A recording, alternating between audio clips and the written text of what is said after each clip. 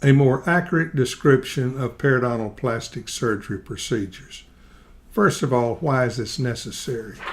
Because many of the terms that we use in periodontal plastic surgery don't truly describe the procedure that we're doing. But these terms are well ingrained in our culture and will take time to change the terminology. But the first place that we need to start is in our residency programs using the proper terms, and then for those of us who are making presentations, go ahead and use the old term, but then qualify your presentation and describe to the audience what the more preferred term is. And hopefully over a period of time, may take decades, we will get the proper terminology in common practice. The first term that we will discuss, the current term free gingival graft, or the FGG. The proposed term is an epithelialized palatal graft. Now, what is our rationale for this? The rationale is the word free is redundant because a graft by nature is freed or detached. So I propose that rather than free gingival graft, we use the term epithelialized palatal graft and describe to our audience why we're using the new term. Term number 2, sub-epithelial connective tissue graft. This, I think, is a good, accurate description, and here's my reasoning why. This is a non-epithelialized graft, which distinguishes it from the epithelialized palatal graft that we just described. It is appropriate to use the term connective tissue because there are two types of tissue below the epithelium. We have connective tissue and we have submucosa. The object is to harvest the connective tissue and not come up with simply a pure submucosal graft. Term number 3. Current term used is a coronally advanced flap. The proposed term is a coronally positioned flap. Now let me give you my rationale for that. To advance means to move forward. In this procedure, which I think is the simplest root coverage procedure that we have, the flap is not advanced forward, it is positioned coronally. Thus the term coronally positioned flap is a much more accurate term than the coronally advanced flap. Term number 4. The current term used is a pedicle graft or a pedicle flap. Proposed term, following the nomenclature that we've discussed before on positioning, this is a laterally positioned flap. The rationale is this procedure was originally described as a lateral sliding flap, and the term sliding is not an appropriate scientific term. Pedicle means little foot, and in this procedure, the flap is moved laterally or positioned laterally.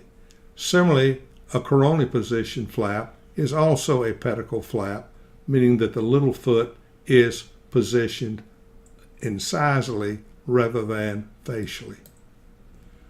Term number 5. Proposed term is the obliquely positioned flap. This might be a new term to some of you, but a term I've been using for a number of years.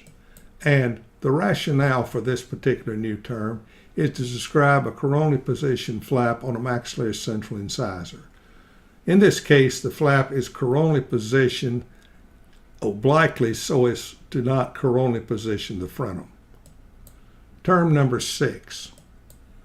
Current term is an apically repositioned flap, although some people do use a more accurate term, the apically positioned flap, which I think is a more accurate description. Again, our rationale on this. Reposition means to replace or put back. This procedure of apically position the keratinized tissue is used in pocket elimination surgery, so as not to end up with a mucosal margin. So we've already started to some extent using the term apically positioned flap, but let's delete apically repositioned flap from our vocabulary. Term number 7. Current term, crown lengthening surgery. Proposed term is crown exposure surgery. What is our rationale? The cemento enamel junction defines the crown of the tooth. The crown is not lengthened, but in this procedure, unexposed crown is uncovered. There are two types of crown exposure surgery. One is for aesthetics and one is for function.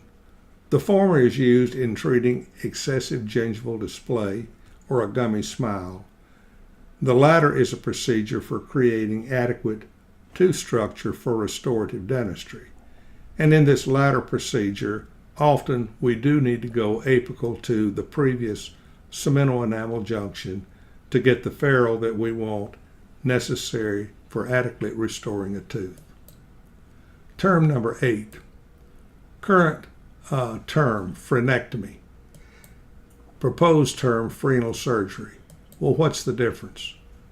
A frenectomy is the removal of the frenum. However, when doing regenerative surgery and connective tissue is placed in a pouch, the frenum is not removed. And in that area, attached gingiva is created incisally, and then, as noted earlier, the frenum is not removed. Term number 9. Current term is altered passive eruption. A proposed term is excessive gingival display. The rationale for this is altered passive eruption describes a condition, whereas excessive gingival display describes an aesthetic compromise. This is often referred to as a gummy smile, which also is not a scientific term. The next term, term 10, is the current term used is biologic width. I propose the term biologic height. Let me give you my rationale. Violation of this dimension vertically in restorative dentistry creates a problem. And this is a vertical component and not a width component. The final term, term 11, is my pet peeve. The misused term mucogingival surgery or soft tissue surgery. The preferred term, and currently used by knowledgeable people, is the term periodontal surgery. The rationale. The term mucogingival surgery has been antiquated and dated for over 30 years. Mucogingival surgery is designed to get a functional result, whereas periodontal surgery gives a functional and an aesthetic result. The term soft tissue surgery is absurd. We shouldn't use that term because soft tissue surgery would be something like trimming your cuticle or cutting off a corn. So let's delete that from our vocabulary. So in closing, let me summarize what I hope that you have learned today. These terms are dated that I've given you and need to be deleted from our nomenclature. Now let me summarize. The proposed terms are not only more accurate, but more descriptive and should be used. But where do we start?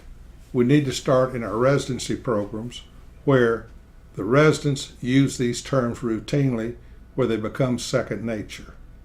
And for those of us making presentations, certainly go ahead and use the old term, but then in describing it, qualify for your audience and let them begin hearing the proper term. And hopefully over a number of years, may even take decades, we can get the proper nomenclature being used by everyone.